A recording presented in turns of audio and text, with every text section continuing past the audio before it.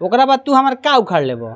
हाँ का उखाड़ लेबो तू हमार फोन पर कह तारा जे तार वीडियो रिलीज ना होखे वीडियो आई ऐसा बोल गए। हाँ हर हाल में वीडियो आई का कर लेबो तू हमार रहलो ना कि बाप अभी थोड़ा दबा है। हाँ फिर नहीं कसेंगे तो वो निकल जाएगा, ट्रेंडिंग में आ जाएंगे। हाँ ट्रेंडिंग में आ जाएगा, इसीलिए थोड़ा धमका रहा है लो।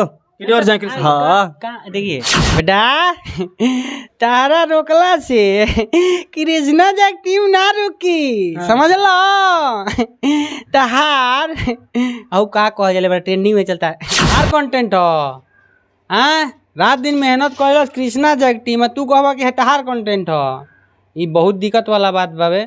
हम लोग डरने वाले हैं। हाँ। मेहनत से अपना यहाँ तक बढ़े हैं और मेहनत करते रहेंगे। हाँ। किसी से नहीं डरेंगे। बाप बापे रहेगा, बेटा बेटे रहेगा। हाँ। और जो धमकी दे रहा है जो सामने एक बार आके मिल ले हमारे से, उस टाइम हम क्या करेंगे भगवान जानते। वो अकेले हमारे का कर लिए भाई हमारे। अच्छा ठीक बा मारिए दिए का हो जाए मार दिए तो 72 घंटा बिना खैले पीले मेहनत कहीं सन 72 घंटा आ फोनवा पर कल हुआ है देखो ना तार बाप लिखले बने का है स्क्रिप्टवा कुली। हां ये स्क्रिप्ट है बोले मत लगाओ हमार भाई माथा सनक जाई ठीक न।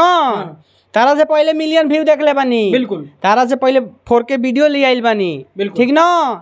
तारा से पहले सब कुछ कैले बानी यूट्यूब पर। सबसे ज्यादा दिमाग माइंड गरम बा। हाँ। भाई के ऊपर। हाँ। ठीक न हमार जानता हमारा साथ बावे और वो बड़ भाई लोग के सपोर्ट रही नु तो वो अकेले हमार कुछ ना उखाड़ ली ठीक न। हाँ। आ भाई तारा से कहत नहीं कि हमार जानता हमारा संगे रही न तो तू हमार कुछ ना उखड़बो। इससे हमार बड़ भाई लोग हंसी लो पानी में गिरे को पाक में गिरे को मोरी में गिरे को कहाँ ना क्या करे नहीं हम। हाँ। रोज सब के इंटरटेन करे यहाँ तक लेटरिंग में भी गिर जाता। बिल्कुल हमार जौन वीडियो आवत हवे मक्खन मामा जौन वीडियो आवत हवे ओमे हमार पवन भैया आधा घंटा तक लेटरिंग में शूट कर बना चालू लेटरिंग में तारा से पहले आइल बनी तू हमरा लगे फोन करके धमकी मत दे भाई हमार ठीक न। तारा एथी बात आवा डायरेक्ट हमरा के यहाँ चाय नाश्ता करिए ओकरा बाद दूध थापड़ मार के चल जाइए। ये बात है 12 घंटे 72 घंटा मेहनत करी हम नहीं या केहू एगो फोन करके धमका दी ये सही बात बा? नहीं तो गलत बात बा। गलत बात बा। भगवान सही कहलन। हाँ। कि हमरा घर के इज्जत पे हाथ डाले से पहले पापा तोरा घर के इज्जत पे हाथ डाल दिलन। हाँ। सबूत के तौर पर 3 आदमी गोली खेल हेती बुरी गोली बताएला कि हेकरा का मारा हम कहनी बेटा ई तहार माई बिनेली दौरी आई हो 2 साल के लड़का के कौड़ी। दूसरा बताओ बच्चे का हम जान लेंगे तब खींच में गुस्सा में आके हमारा भतीजवा कहता है का तो आओ एमे से कुछ छटका ले। हम कहनी बेटा बचा के रखे अपन भोला आ तारा माई के लगे 2 गो हेते हेते गोला कहीं को हमार भौजी लगेली नू तो हम कुछ कह सकत नहीं नू भौजी के। यो हमार भैया जस्ट बिहार में वेलकम बा जितना भी बड़ भैया बानी सब भैया लोग के और ये वीडियो के ज़्यादा से ज़्यादा दूर तक शेयर करें। और आज सुबह में हमरा के एक जना भाई कल है का हम सुबह में एगो वीडियो रिलीज करनी है टीजर रिलीज करनी है मक्खन मामा। हाँ। तो वो कहत रहे का कि हमार कंटेंट हो तहार कंटेंट हो। हाँ रात दिन मेहनत कर कृष्णा जाक टीम तू कहबा कि तहार कंटेंट हो। ये बहुत दिक्कत वाला बात बाबे। बस हमार जानता हमरा से नाराज मत होको ओकरा बाद तू हमार का उखाड़ लेबो। हाँ का उखाड़ लेबो तू हमार फोन पर कह तारा जे तार वीडियो रिलीज ना होखे वीडियो आई ऐसा बोल गए। हाँ हर हाल में वीडियो आई का कर लेबो तू हमार।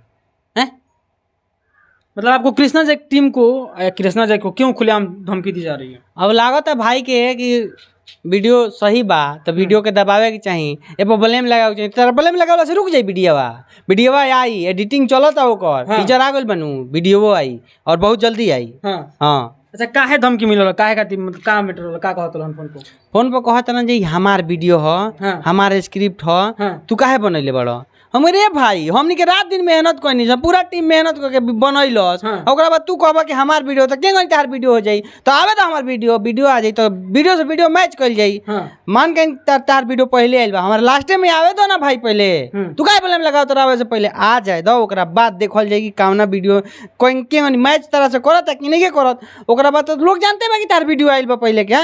ओकरा बाद हमरो तो आवे दो मैच होखता कि नहीं के होखता तब न पता चली। हां टीजर आवे आइल हो वीडियो आवे से पहले ही बवाल खड़ा हो गया कहीं ना कहीं उनका लोग डर अंदर हो गया बा कि कृष्णा जैक हमरा पे भारी पड़ जासो। बिल्कुल हम यही कहम कि भाई तहार चला तो चले तो कोनो दिक्कत नहीं के हमरा उसे कोनो दिक्कत नहीं के। हाँ। लेकिन तू हाँ हमरा पे काहे ब्लेम लगइबो हमारे तू काहे ब्लेम लगइबो हमरा पे। हाँ। हैं हम मेहनत कर देनी पूरा टीम लेके पूरा टीम हमार मेहनत करता है 72 घंटा बिना खैले पीले मेहनत कहीं सन 72 घंटा आ फोनवा पर कल हुआ है देखो ना तार बाप लिखले बने का है स्क्रिप्टवा कुली। हां ये स्क्रिप्ट है एमे जूम दिखा दो ठीक ना। है तार बाप लिखले बनन कुली है 5 पेज, है देखा तीसर का पेज है पहल का पेज है दूसर का पेज हाँ आएंगन करबो तो बहुत बुरा हो जाई। हम ये कहेम कि तू आराम से अपन काम कर, हमारा के अपन काम करे दो। तारा से जइया मैच कर जाई तो तू हमरा लगे फोन करियो आ तू रिकॉर्ड कर लियो। अगर हम तारा के शब्द बोली तो तू रिकॉर्ड कर लियो और डाल दियो, ओकरा खातिर हमरा कोनो दिक्कत नहीं है। लेकिन पहले बोले मत लगाओ हमार भाई, माथा सनक जाई ठीक ना। तारा से पहले मिलियन व्यू देख ले बानी, बिल्कुल। तारा से पहले 4K वीडियो ले आइल बानी ठीक ना। तारा से पहले सब कुछ कैले बानी यूट्यूब पर। अच्छा, कहीं ना कहीं जो विरोधी बा ओकरा अंदर डर हो गइल बा कि कृष्णा जैक अब ट्रेंडिंग में फिर से ना आ जास। डर होखो चाहे भाई के जौन कुछ भी होखो कि मिर्ची लागता, मिर्ची लागत हुई कि अब हम कंटेंट आवत हवे। हाँ, हम कुछ दिखे के मिलता बिल्कुल मार्केट में। अब मान के चली कि रोड हाईवे बनल बा तो हाईवे पर हम 10 के स्पीड से चलम तो हाईवे पर केहू मार के ना चल जाई हमरा के। बिल्कुल बिल्कुल। जे 100 पर चलत तो हमरो गड़िया तो 100 पर चले के चाही नु, तब नु हाईवे पर हम चले। बिल्कुल तब ना तो सर हम ईटा करोन पर चले तो ईटा करोन पर चलम तो गाड़ी लेके का फायदा बा कि हम ईटा करोन पर चढ़े। जब रेसर गाड़ी ले ले बनी तो हम हाईवे पर चले। हमारा पास वो टीम बा तो हम हाईवे पर चले। सर देखा जाता कृष्णा जैक एक तरह से बुखलाइल बानी, एक तरह से इमोशनल भी बानी।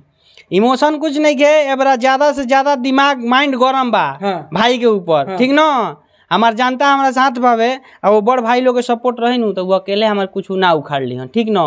आ भाई तारा से कहत नहीं कि हमार जानता हमारे संगे रही ना तो तू हमार कुछ ना उखड़बो। खुलेआम चेतावनी बिल्कुल डर नहीं खेला। हाँ तू तारा जो कब फोन करे कोई कर सकत तारा, हमार दोनों फोन चालू रहेला आ तू फोन कर बतियाओ हमरा से तारा जेंगन बतियाओ। इनकी पूरी टीम है, समझिए कि जैसे बता रहे हैं कि 72 घंटा बिना खाना खाए, मतलब 2 टाइम खाना खाए हैं लोग 72 घंटा में ये लोग, और उस वीडियो को रिलीज किए हैं लोग, एडिटिंग करते हैं लोग। समझिए कि एक वीडियो बनाने में कितना मेहनत लगता है वो पूरी टीम को पता होता है।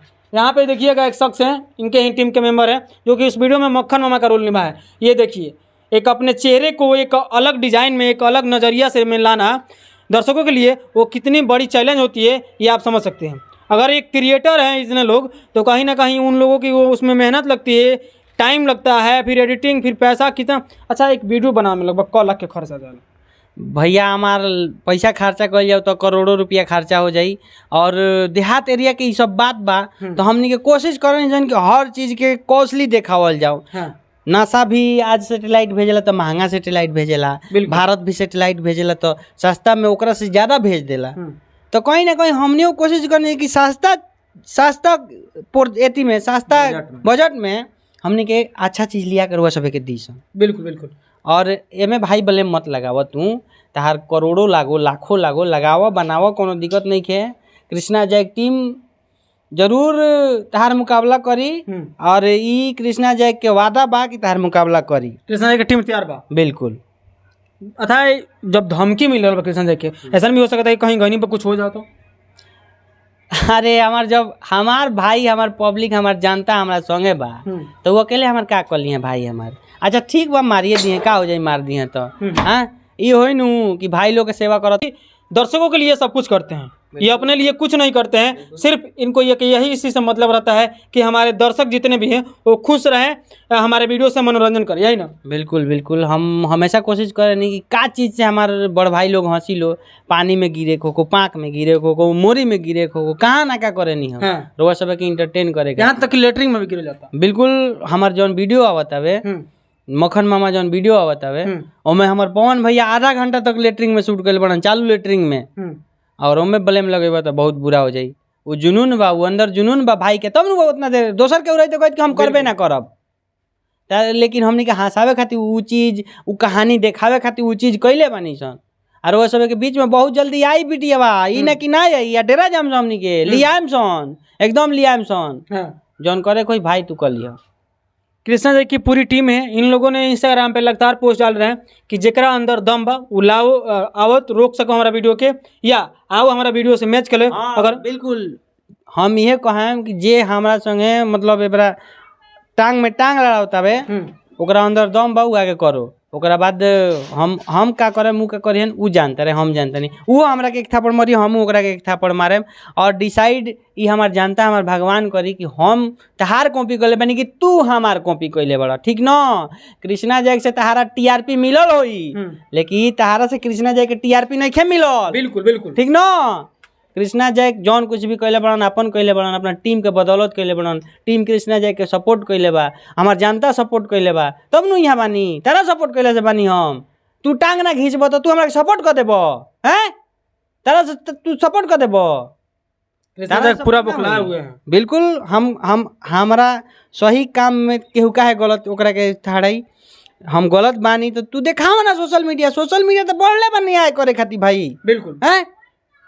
तो तू सोशल मीडिया पर देखाव, एबरा गाना आवता तो दू जग से आ जाता तो इहो तो नहीं भाई गाना मैच को गइल बा, तो कॉमेडियो तो आवे दो, मैच तो करे दो, तब न पता चली। आवे से पहले ही तारा मिर्ची लागे लगल। आई वीडियो तो आई, हर हाल में आई। क्या कहिएगा वैसे लोगों को कि जो कि आपके मतलब कि वीडियो या ऑडियो आने से पहले ही आपको दबाना चाहते हैं? वैसे लोगों को हम यही कहेंगे कि बस आपकी जो वीडियोज है उसको आप बनाते रहिए, कंटिन्यूअस लगे रहिए, और अपने वीडियो पे फोकस कीजिए ज़्यादा, और अपने एक छोटे क्लिप पे ध्यान दीजिए, ठीक ना।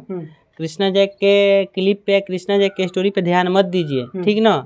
कृष्णा जैक आपसे पहले क्लिपिंग करता है, आपसे पहले एडिटिंग करता है, बिल्कुल आपसे पहले सब कुछ किया है, तो आप हमें मत सिखाइए। भोजपुरी में पहला भोजपुरी कॉमेडी लेवल कृष्णा, बिल्कुल।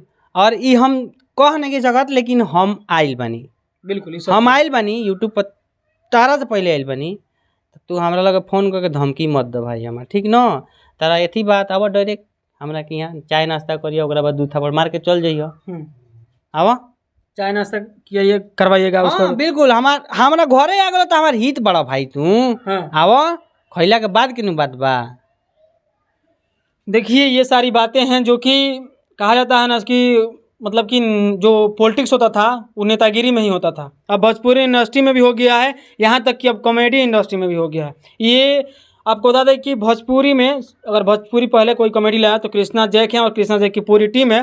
क्योंकि जब हम लोग भी बचपन में थे तो हम लोग इनके कॉमेडी वीडियो देखते थे, और हम लोग भी मतलब कि एक मनोरंजन का माध्यम समझते थे, क्योंकि हमारे ये आस पास के हैं तो हम लोग भी इनका वीडियो देखते थे। आजकल के जितने भी कॉमेडी क्रिएटर आए हैं वो इनके बाद ही आए होंगे शायद, ऐसा। क्योंकि जब ये भोजपुरी कॉमेडी बनाते थे तो शायद हमको लगता है कि कोई नहीं था भोजपुरी इंडस्ट्री में जो कि कॉमेडी इनसे बेहतर बनाता था। अभी जितने भी लोग आए हैं कि कुछ भी कह रहे हैं, कितना भी फौंक रहे हैं, लेकिन इनके आगे वो कुछ नहीं है, क्योंकि इनको कॉमेडी का किंग कहा जाता है, और ये किंग हैं भी और थे भी। क्योंकि अभी जो इनका कॉमेडी वीडियो आ रहा है वो लगता है सोशल मीडिया पर वायरल हो रहा है, और ये कुछ अलग दिखाने का प्रयास करते हैं, और यहाँ तक कि इनका जो वीडियो होता है वो एक पारिवारिक वीडियो होता है। अभी कुछ मसालेदार भी वीडियो आ रहे हैं, क्योंकि वो लोगों को वही पसंद आ रहे हैं, तो ये भी लोग वही बनाएंगे, और वो सही भी है।